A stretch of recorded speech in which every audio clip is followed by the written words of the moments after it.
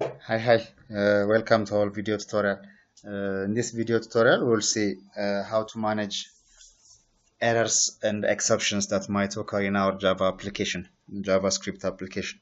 So we have three types of errors or exceptions that might occur in our application. Those are sometimes we might make syntax errors. So when we type our code, we can make syntax errors. We can face also runtime exceptions or runtime errors. We'll see three of them by example. And the last one is a logical error. So it's not about the syntax we wrote, or it's not about runtime errors. Runtime errors means syntax error means if we miss some characters or if we misspell some of the text we write in our Java application. So if there is any spelling error.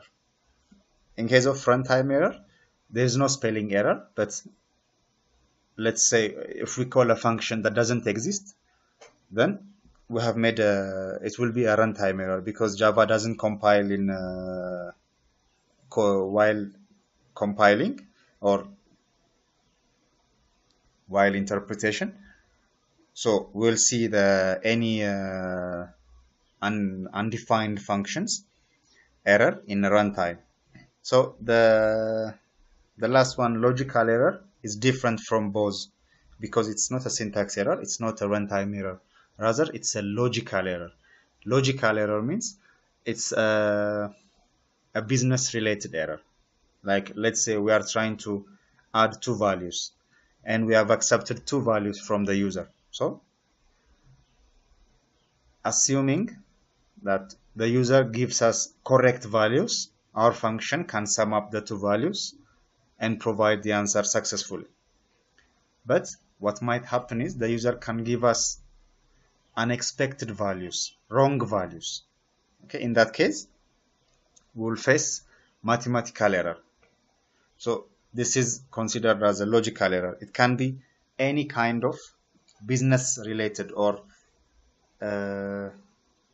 logic related errors. I'm terrible in explaining this. So let's see it with an example. So let's create an HTML file. Error and exceptions .html. Okay, so first let's see what syntax error means. Let's have our script tag.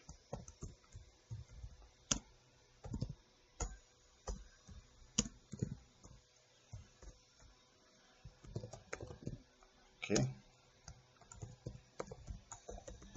syntax error.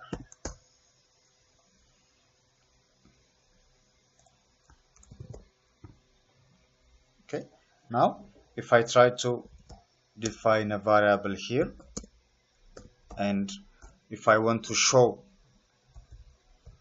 let's put a real value here. Now if I want to show the value x, what I am going to say is document.write x. This is what I should say, right? But what if I made some error, like I forgot the closing parenthesis? So it's a syntax error. JavaScript will still try to run. Okay, let's have our button in body tag.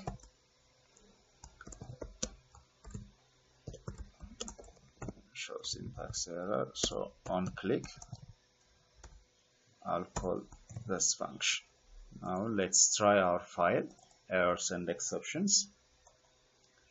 So when I click this button, if you go to in browser or in any browser, if you click, if you right click and go to inspect button, inspect. Now in console, you will see an error. This error is a JavaScript error. It's presented in Chrome. In Internet Explorer, you can press F12 from your keyboard and from the window you can go to console menu and see the error. In different browsers we have different implementations, but most of the time it will work on F12. Okay, so what is showing us is show syntax error is not defined. So the first one is missing closing parentheses after argument list, where I can click on the file and it will show me exactly where. So in here it's telling me that you have forgotten a closing parenthesis. So this, as you can see, it's defined as syntax error. Now let's see a different type of error. Now let's make it runtime error.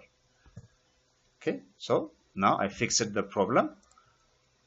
When I click, it will show me 190. Document.write of 190, it shows 190. Okay, now it's working. Now let's make a runtime error. Okay, now what do I do? I have to use document.write function, but I removed some character from write. So now we have WRTE function. We don't have that kind of function in JavaScript. So what would it say? Let's try to refresh our function, browser. And when we click the button, right now, what says is type error, document.wrte is not a function. So now the function I'm trying to use, or the function I'm trying to call, is not a function. It's an unknown function. Okay, so it's a runtime error. It's not a syntax error, but it's a runtime error, like type error, where we have different type of errors, different type of runtime errors, of course. Okay, now let's see logical errors. What does it mean, logical errors? Logical errors means, let's create a new function, add two numbers, and let's accept those two values using prompt dialog. We have seen in our dialog box tutorial. Prompt, enter first value. Let's copy paste that, and we'll accept second value. Now after those values we can add.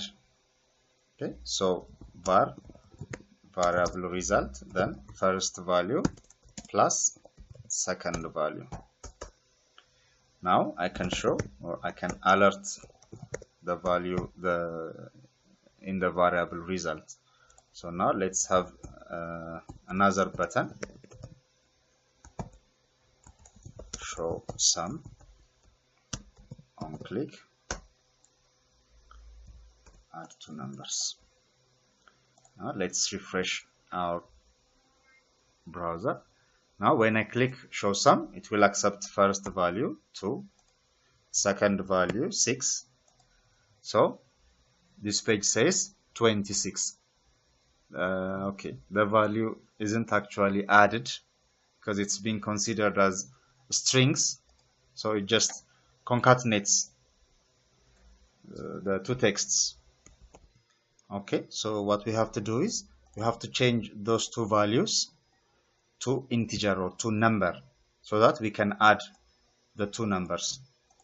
Okay, since when we accept any input using prompt, it will be a string value, so we can't add string values, rather it concatenates them, it combines them. So to make sure it's adding the two values, we have to use number.parse function, parse int.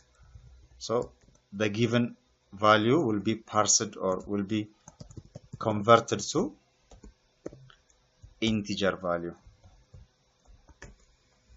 Now let's try our application. 5 and 2. So the sum is 7. Okay, now let's see an odd thing. For F. See, now it's not something we can manage. It's not our fault as a developer, because the user is supposed to enter numbers, but rather the user chooses to enter something else. So it's a logical error. It's not something I can capture, or it's not something I made any syntax error or runtime error. Rather, it's a user-based error. In this case, it's related to user input. So what can we do is, we have another option. First of all, to make our application error or failure resistant, what we can do is, we have to check the values. Okay, like number dot is integer. Okay,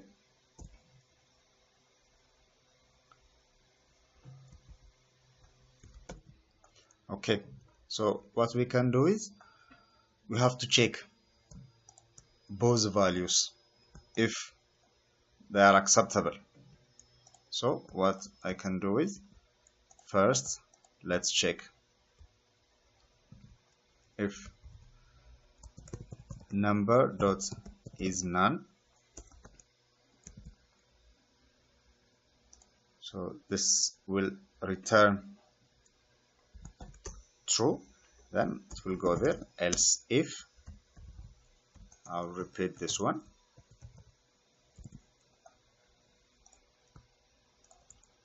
So this will be for the second value. Okay, so if both first value and second value are not the values we expect, we have to provide an alert message.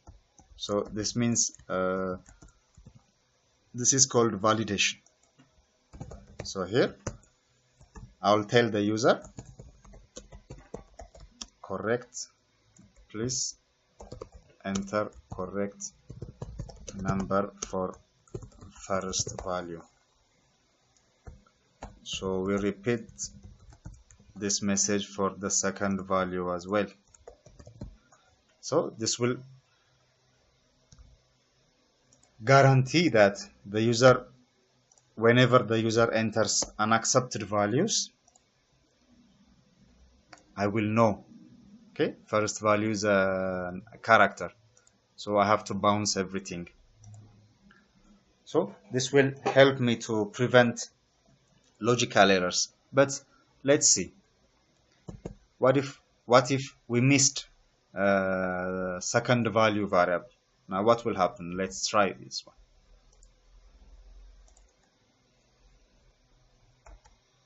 We have correct values, but as you can see, second value is not defined.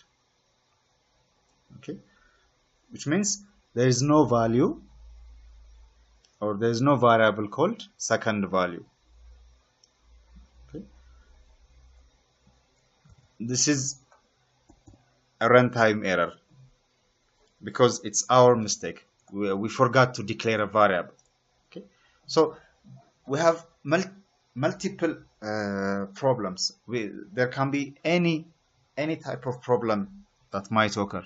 So what we can do is, in JavaScript we have try catch functionality, which means, let's see, try catch.